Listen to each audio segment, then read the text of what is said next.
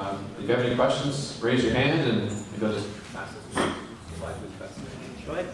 Does this HWA affect any species like spruce particularly?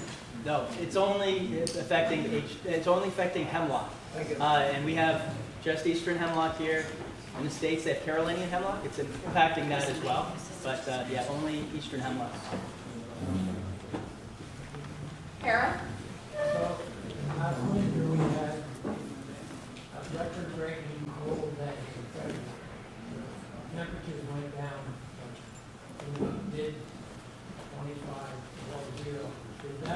Do you guys see any impact on HWA population?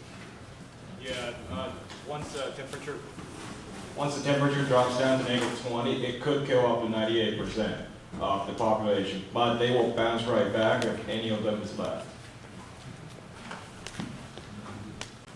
Mari? I'm just curious about the hybridized beetle. Does that also predate on HWA? Yes, it does. It also eats other adelgids. So all the we have a number of different adelgids. Everyone's familiar with balsamwoolly adelgid, and there's adelgids that also impact spruce. So all those adelgids are actually non-native that we have in Nova Scotia. So the beetles will feed on a variety of different adelgids. Of course, hemlock woolly adelgid feeds only or mostly on that. So the hybrids might feed a little bit more on balsam woolly adelgid or hemlock woolly adelgid.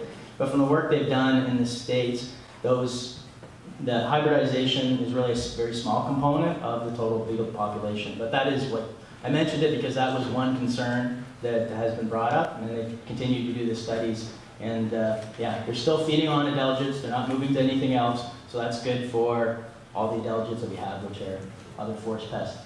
And Kevin, if you had anything else? No, that's it. Go ahead. Have you noticed any difference, like the stand composition or stand age, that are affected less than others to be open?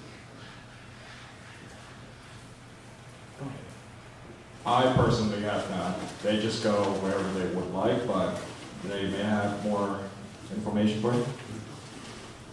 Yeah, it's I think you notice a lot of the big old trees declining quite quickly. I mean, they seem almost like they stand out in the landscape, they probably attract on the HWA, and plus they're older, so they may not have less defenses in the early time to kind of fend off the HWA, so that's why it's important to treat those ones early. But really, it affects everything, and those stands that are isolated may also not get infested right away, but eventually they will. If it's a single tree off in the woods, it will get HWA eventually.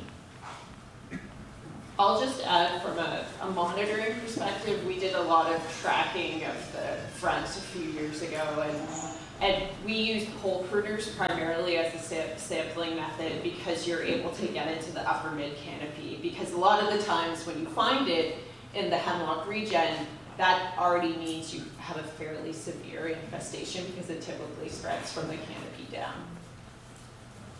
Yeah. What's the smallest diameter tree you could reasonably treat with injection? We stopped at 20 centimeters, but we could go down to 15, but we like it at 20 centimeters. Is there a technical limitation, or is that just your preference? It kind of is, because if it's so small, you put a hole in it, it's probably going to break. Well, but for spraying. Oh, for spraying, we like to target the more bigger and more vigorous trees first, because there is a limit on the amount of chemicals you can apply in a hectare. Yeah, that's one thing we didn't mention about the advantages of one versus the other, but the basal bark spray is cheaper, it's faster to apply, but there's a limit per hectare per year that you can apply.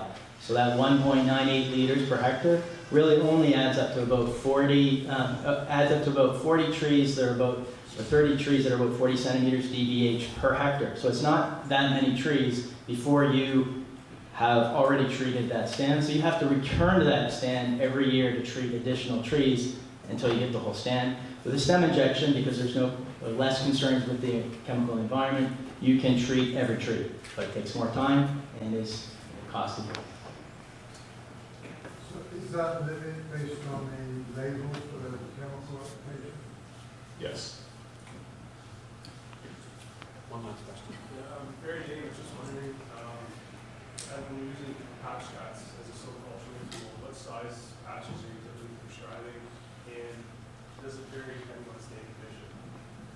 Yeah, we've only recommended like very small patch cuts in the Kenji context because of when you're doing recommendations for a campground that are silviculture, you obviously want to take aesthetics into account. So it's been, I think, like 10 meters was the diameter of that patch, but you could do larger patches. It's just you want to be able to balance, you know, the influx of early successional species. So I would say probably a tree length, like 20 meter.